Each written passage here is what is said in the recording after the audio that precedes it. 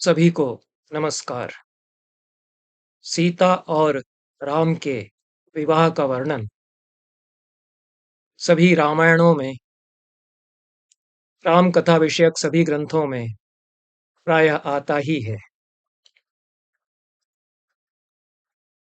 पर उसमें कहीं भी विवाह की विधि के अंतर्गत सिंदूर लगाए जाने का वर्णन मुझे नहीं मिला। वाल्मीकि रामायण से आरंभ करके रामचरितमानस, अन्य जितनी भी रामायणें हैं, रामायण काव्य हैं, उनमें इस तरह की प्रथा का कहीं वर्णन मिलता नहीं है। विवाह के अनेक वर्णन संस्कृत के प्राचीन ग्रंथों में हैं, उनमें भी इस रिवाज का, इस प्रथा का कहीं वर्णन नहीं है। कालिदास ने कुमार संभव में शिव पार्वती के विवाह का वर्णन किया। वहाँ लाजांजलि मोक्ष है, सप्तपदी है, ध्रुव दर्शन है, अश्मारोहण है। वैदिक काल से चली आ रही वैवाहिक विधि विधान की सारी प्रथाएं, परंपराएं वहाँ वर्णित हैं, पर सिंदूर लगाया जाना वहाँ वर्णित नहीं है। रघुवंश महाकाव्य कालिदास का, उसमें इंदुमती और अज का विवाह राजा राजकुमार अज के साथ राजकुमारी इंदुमती के विवाह का वर्णन है। उसमें भी ऐसे किसी रीति रिवाज का उल्लेख नहीं है। राम और सीता के विवाह का भी वर्णन रघुवंश में है। संस्कृत के अनेक नाटकों में जो रामकथा विषयक नाटक हैं और अनेक पौराणिक विषयों पर आधारित नाटकों में, लोक कथाओं पर आधारित नाटकों में भी विवाहों का वर्णन आया है। राजशेखर के दो रूपकों में, विद्यशाल भंजिका और कर्पूर मंजरी, इनमें विवाह होता हुआ दिखाया गया।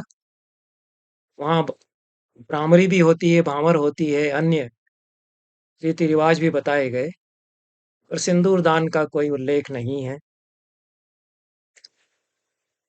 और भी अनेक काव्य, प्राचीन जितने काव्य हैं, उनमें कहीं उल्लेख ऐसा विवाह के रस्म रिवाज में नहीं आया। कतिपय पुराणों में विवाह के पश्चात सौभाग्यवती स्त्रियां अमुक अमुक अलंकरण पहने, अमुक अमुक प्रसाधन करें, इसके निर्देश में सिंदूर दान की विधि का वर्णन आता है। ब्रह्म वैवर्त पुराण में और स्कंद पुराण में भी ये वर्णन मिलते हैं कि हरिद्राम कुंकुमम चैव सिंदूरम कज्जलम तथा कार्पासकम च तांबूलम मांगल्याभरणम शुभम। हल्दी है, कुंकुम है, सिंदूर है, काजल आंखों में और तांबूल अधर राग के लिए, ये मांगलिक हैं। इनको स्त्री को अपनाना चाहिए, सौभाग्यवती स्त्री को। केश संस्कार कबरी करकर्ण विभूषणम, बाल संवारना, चोटी बांधना, हाथों में कंगन पहनना, कानों में झुमके पहनना, ये पति की दीर्घ आयु जो महिला चाहती है, वो इनको धारण करे सौभाग्य के चिन्ह के रूप में, सौभाग्य वृद्धि के रूप चिन्ह के रूप में, प्रतीक के रूप में। यह स्कंद पुराण के काशी खंड में भी कहा गया। पर वाल्मीकि रामायण से लगा करके 16वीं-17वीं शताब्दी तक जो रामायण काव्य लिखे गए हैं, उनमें नववधु की मांग में विवाह के समय सिंदूर भरने का वर्णन नहीं है। अध्यात्म रामायण है, आनंद रामायण है, भुशुंडी रामायण है, अद्भुत रामायण है, इस प्रकार के अन्य जो काव्य हैं, सिंदूर का कहीं वर्णन अवश्य आता है, महिलाओं के लिए भी आता है। और शंकराचार्य की जो सौंदर्य लहरी है, उसमें तो अत्यंत ही सुंदर बिंब खींचा गया है। देवी की मांग में जो सौंदर्य सिंदूर है, तनोतु क्षेमं नस्तव वदन सौंदर्य लहरी परिवाह स्रोतः सरणिरिव सीमंत सरणि वहन्ती सिंदूरं प्रबल कबरी भारतिमिरत्विषां वृन्दैर्वन्दी कृतमिव नवीनार्क किरणम। माथे पर नन्हा सूरज टिकुली सिंदूरी, उसको छेक रही हैं काली अलकें बैरी। अंधियारे की कारा में किरणें जो बंदी, यह अद्भुत छवि मुख की जिसमें है उमड़ी धार धार सौंदर्य लहर की शाश्वत धारा, करती रहे सदा वह माँ कल्याण हमारा। यह देवी के सौंदर्य का वर्णन करते हुए शंकराचार्य कहते हैं, कब से यह प्रथा प्रचलित हुई महिलाओं में सिंदूर लगाने की? यह प्राचीन प्रथा नहीं है, जहाँ तक मैं समझ रहा हूँ, और प्राचीन वैवाहिक विधियों में इसका उल्लेख नहीं आता। पर फिल्मों में तो हम देखते हैं कि बड़ा महत्व है। चुटकी भर सिंदूर की कीमत तुम क्या जानो, ऐसे संवाद बड़े लोकप्रिय होते हैं। तेरी मांग में मैं सिंदूर भरूंगा, ऐसा नायक कहता है नायिका से। यहाँ तक होता है कि नायक मरणासन्न है, उसको खून की उल्टी हो रही है, नायिका इतनी आतुर है उससे विवाह के लिए कि उसी खून की उल्टी, जो वमन वमन किया हुआ खून है, उसी में अंगूठा लगा करके वो अपनी मांग भरती है। ऐसा इसका महत्व हो गया है। पर लोकगीतों में यह एक रस्म के रूप में वर्णित है। अवधी विवाह गीतों में तो राम इतने व्याकुल हैं कि कब सीता की मांग में सिंदूर हम भरें, और वे तो खुद सिंदूर खरीदने के लिए जा पहुंचते हैं दुकान पर, और बानिनी की दुकान पर वह पहुंच जाते हैं। यह लोकगीत में कहते हैं कि किसी बानिनी के किराने, उसकी किराने की दुकान होगी, बानिनी कोई दुकानदारी करने वाली महिला है, उसकी दुकान पर वो पहुंच जाते हैं। संस्कृत में वाणिनी कालिदास ने लिखा है, रघुवंश में वाणिनी है, वही बानिनी लोकगीतों में हो गया है। और रघुवंश में जो वाणिनी का वर्णन किया है उससे स्पष्ट नहीं होता है कि कैसी स्त्री है, कहाँ की है। किसी भी संस्कृत के कोश में, प्राचीन कोश में वाणिनी शब्द नहीं मिला। और यह भी कालिदास के साहित्य की एक पहेली है कि वाणिनी कौन थी। और लोकगीतों से थोड़ा आभास होता है कि वाणिनियाँ कौन है। कुछ बंजारन जैसी स्त्रियां हैं जो फुटपाथ पर दुकान लगाती हैं। तो लोकगीतों में तो राम किसी शॉपिंग मॉल में नहीं जाएंगे, वो तो फुटपाथ पे जो सुहाग का सामान बेच रही हैं कोई महिला, उसके पास ही चले जाते हैं। कालिदास ने वाणिनी का वर्णन इसी तरह का किया है कि वह फुटपाथ पर ही सो गई है, विहार के अर्धपथ पर ही सो गई है। इंदुमती स्वयंवर में इंदुमती की सखी, जो स्वयंवरा इंदुमती है, उसकी सखी अलग अलग राजाओं का, राजकुमारों का, जो स्वयंवरार्थी जो राजा और राजकुमार है उनका वर्णन करती है, उनको दिखाती हुई चलती है। तो जब अज के सामने पहुंचती है तो रघुवंश का ही वर्णन करने लगती है कि महाराज दिलीप हुए ऐसे महान वंश में, उनके पुत्र रघु हुए। तो दिलीप का वर्णन करती हुई कहती है, यस्मिन् महीम शासति वाणिनी नाम निद्रां विहारार्ध पते, निद्रां विहारार्ध पथे गतानाम वातोपि नाश्रंसयदंशुकानि को लंबयेदाहरणाय हस्तम।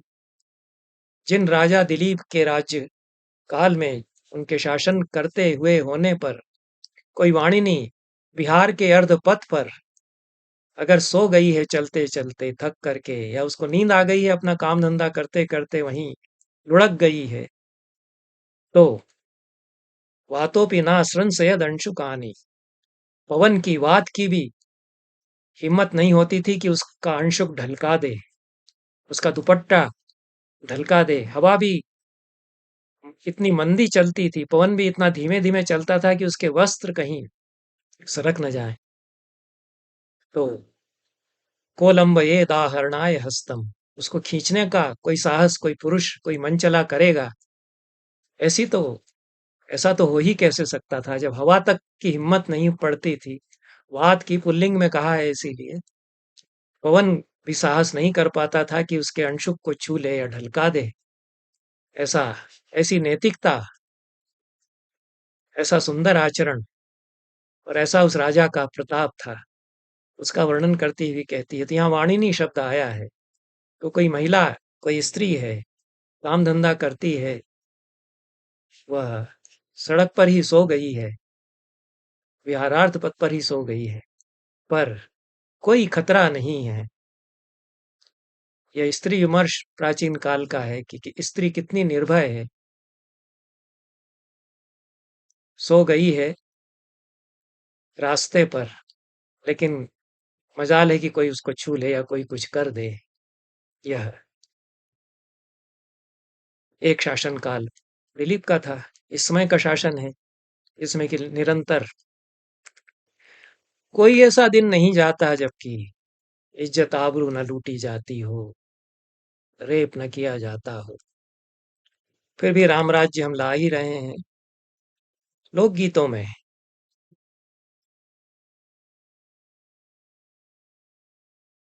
राम वानिनी की दुकान पर पहुंच जाते हैं। वानिनी पूछती है कि तुम ले बिया राम खेरा सुपरिया कीरे लबड़िया फूल, ना हम लईबे वानिनी खेरा सुपरिया ना लेबे लवनिया कपूल। वो पूछती है कि तुम कत्था सुपारी और अमुक फूल लोगे क्या। राम कहते हैं कि नहीं बानिनी, हम तो न कत्था सुपारी लेंगे न फूल लेंगे। हम लई बे बानिनी सिरका सिनुरवा सीता बिहन के जाब। ए बानिनी, हम तो सिर में लगाने का सिंदूर खरीदेंगे, हम सीता से विवाह के लिए जा रहे हैं। बड़े खुश होकर कहते हैं कि हमको अब सिंदूर दे दो। तो सिंदूर लेके हम जा रहे हैं सीता के साथ ब्याह कर रचाने के लिए। इसके आगे कुछ और भी रोचक प्रसंग होता है। कितनी सुंदर कल्पनाएं लोकगीतों में लोकगीतकारों ने की हैं, और अद्भुत रोचक प्रसंग इसीलिए इनमें इस तरह के आते हैं। वो गीतकार कहता है कि राम सिंदूर लेकर चले ही थे कि किसी ने छींक दिया। अब सड़क की दुकान पर पहुंच जाएंगे तो क्या होगा, तो ध्यान नहीं रखेंगे कि राम राजकुमार हैं अयोध्या के, और उनके सामने छींकना भी नहीं चाहिए। तो किसी ने छींक दिया, उससे राम तो घबरा गए कि हम तो मांगलिक कार्य के लिए जा रहे हैं, सिंदूर लेकर के जा रहे हैं और ये छींक दिया किसी ने। हम तो लेकर चले ही थे, और सिंदूर लेकर चले थे और छींक दिया है। तो डंडिया उठत उभया भई है जे छिकिया बाएं से बोलई काग। चिकिया विचार करऊ मोरी बानिनी असगुन भारी जो होए जी।